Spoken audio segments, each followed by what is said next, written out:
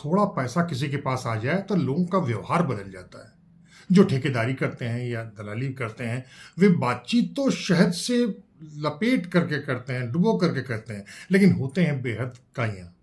जिनको छोटी-मोटी सरकारी नौकरी मिल जाती है, वे अपने बचपन के साथी, संगी, लंगोटिया दोस्तों को भी हे मानना शुरू कर देते हैं। जो अफसर बन जाते हैं, उनका काफ़ी वक़्त नोट उगाने और गिनने में लग जाता है। बचा वक़्त अपने आला अफसरों को काजू, मिठाई के डिब्बे के साथ नोटों की गड्डियाँ भेजने में खपा देते हैं। आईपीएस और आईएएस हो जाने वालों की तो बात ही निराली होती है। उनके पैर तो ज़मीन पर कभी पड़ते ही नहीं उसके बाद।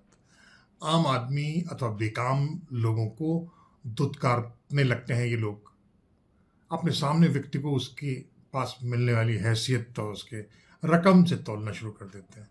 रिश्तेदार और ख़ानदान को भी वे ठेंगे पर रख देते हैं और उनसे खासी दूरी बना देते हैं। लेकिन अपने कुत्तों को अपनी गोद में बिठाकर लगातार चूमते रहेंगे, और टॉमी कैसे हो, और जॉमी कैसे हो। जो कप्तान बने हैं ना, वो हाफ काउंटर के नाम पे फर्जी अपने दरोगाओं से युवकों के घुटनों पर सीधे गोली मारने का और उनको हमेशा हमेशा के लिए विकलांग कर देने का धंधा शुरू कर देते हैं, या फिर खुद ही प्रेरित कर देते हैं कि भैया फर्जी इनकाउंटर करो, वाहवाही मिलेगी, मेडल मिलेगी, तुमको पोस्टर दिला दूंगा।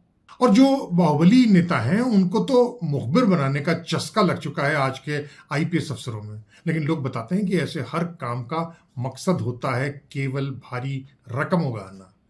आईएएस तो कड़ाही में सर घुसेड़ करके हमेशा बैठा रहता है। यूपी में निवेश का प्रभारी बनाए गए आईएएस अफसर अभिषेक प्रकाश को ही देख लीजिए। सोलर पैनल लगाने के इच्छुक एक कंपनी की सिर्फ एक अकेली की फाइल में इस लौंडे ने 400 करोड़ रुपया पेल दिया था।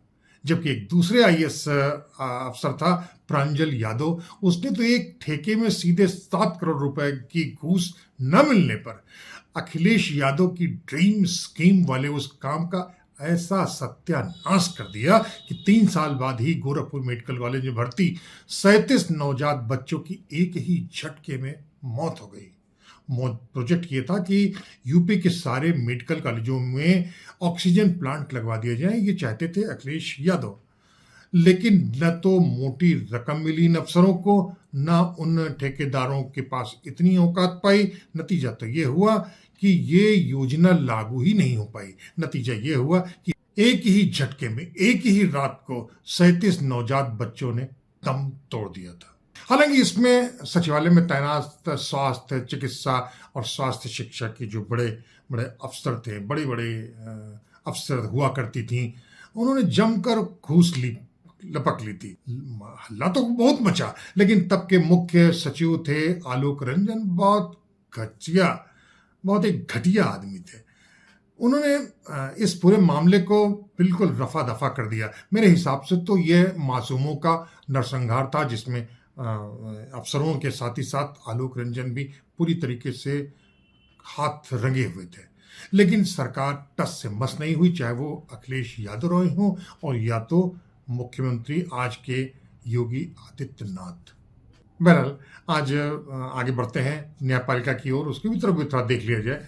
मजिस्ट्रेट से लेकर जज बन चुके लोग तक किसी से तो सीधे मुंह बात ही नहीं करते हैं, लेकिन उनकी बेईमानी तब खुलती है जब उनके घर में या तो नोट मिल जाते हैं जले हुए, और या फिर वे रिटायर हो जाते हैं।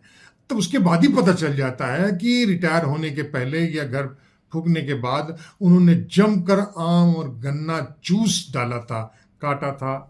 वो तो दूसरे लोग काम करते हैं, ये काम तो दूसरे लोग करते हैं। कोई तो नगद पैसा घसीट लेता है, तो कोई अपनी बेटी की शादी तिलक में करोड़ रुपए खर्च करवा देता है उससे, जिसका मुकदमा वो छोड़ते हैं। खैर, सचिवालय से लेकर विधानसभा तक में सेंध लगाकर बाकायदा कुंडली मारे जज लोग तो पैसा लेकर नौकरी देने से लेकर सरकारी साज सज्जा तक में कर्रा माल खींच लेते हैं। उत्तर प्रदेश विधानसभा के 189 लोगों से मोटी घूस लेकर उन्हें नौकरी देने वाले अरबों रुपए के घोटाला पर फिलहाल सुप्रीम कोर्ट ने न जाने क्यों स्टे दे रखा है। हालांकि इस स्थगन आदेश पर हमें कोई ऐतराज नहीं है, सिवाय इसके कि यह स्टे खोलने के लिए न तो वादी कोई सामने आ रहा है और न ही प्रतिवादी। सरकार को और विधानसभा को कोई लेना ही देना नहीं है। क्यों है? आप भी कोशिश कीजिए, आखिर आपका भी तो ये देश है, आपका भी तो प्रदेश है। हालांकि इतना जरूर कहूंगा कि सुप्रीम कोर्ट के इस रवैये पर हमें थोड़ा सा दुख है, रोष है। सुप्रीम कोर्ट इस मामले में खामोश बैठी हुई है। फाइल तो बंद अलमारी की रैक में सिर्फ दबी हुई है। चर्चा है कि उसमें मौजूदा प्रमुख सचिव, जो पिछले 7 वर्षों से नौकरी में ओवरड्यू होने के बावजूद केवल सरकारी कृपा से ही अद्भुत जुगाड़ लगाए बैठे हुए हैं। उनका नाम भी प्रदीप्त है, लेकिन आजकल दुबे छुपे नहीं है, बाकायदा जाजल्यमान नहीं बने रहते हैं, मतलब प्रदीप दुबे। तो इस मामले में दूसरे हैसियतदार नहीं, सबसे पहले हैं विधानसभा के अध्यक्ष रहे हृदय नारायण दीक्षित। इस नौकरी घोटाले में उनका नाम सुनहले ही नहीं, प्लेटिनम शब्दों में दर्ज हो चुका है। यह दीगर बात है कि चर्चा के मुताबिक हृदय नारायण दीक्षित जी को षड्यंत्रकारियों ने वायदा देने के बावजूद ढीला तक नहीं दिया। आज वे बेचारे दारुल शफा में एक विधायक को आवंटित मकान में छुपे हुए हैं, दसे हुए हैं। पर लोग तो उनके बारे में एक शेर सुनाते हैं और कहते हैं कि कहाँ तो तय था चिरागा हर एक घर के लिए, और आज तो मयस्सर भी नहीं है। जितना हम छोड़ दिया जाते थे पैमाने में छोड़ दिए। तो इसी मामले में 2023 में इलाहाबाद हाईकोर्ट की लखनऊ बेंच ने यूपी विधानसभा और विधान परिषद सचिवालयों में इन नियुक्तियों पर एक सीबीआई जांच का आदेश जारी कर दिया था। सचिवालय का काम था न्यायपालिका का सम्मान करना, लेकिन उसने कहा कि नहीं, ये हाईकोर्ट ने ठीक नहीं, उसको सुप्रीम कोर्ट में चुनौती दी थी। मगर हैरत की बात है कि 13 अक्टूबर 23 को सुप्रीम कोर्ट ने हाई कोर्ट के आदेश पर स्थायी रोक लगा दी, यानी परमानेंट। यह भी हैरत अंगेज बात है कि सुप्रीम कोर्ट ने यह भी व्यवस्था कर दी कि जब तक आगे इस मामले की सुनवाई नहीं होती है तब तक सीबीआई जांच में कोई भी हस्तक्षेप नहीं करेगी। और कहने की जरूरत नहीं है कि इस मामले में कोई भी सुनवाई या कोई कार्रवाई अब तक नहीं हुई है, अगली डेट भी नहीं लगी है। हाँ, ये भी हो सकता है कि करीब 45 साल के बाद सुप्रीम कोर्ट इस मामले की सुनवाई शुरू कर दे, लेकिन तब तक तो ये सारे के लोग या तो रिटायर हो जाएंगे या फिर यह धोखाधड़ी करने वाले लोग मर खप जाएंगे। बहरहाल यह किस्सा उन अफसरों और जजों पर बेहद और लाजवाब फिट हो रहा है जो अपने जीवन, व्यवहार और अपनी आदमियत को मार नहीं डालते हैं, लगातार जिंदा दिल रहते हैं। सुप्रीम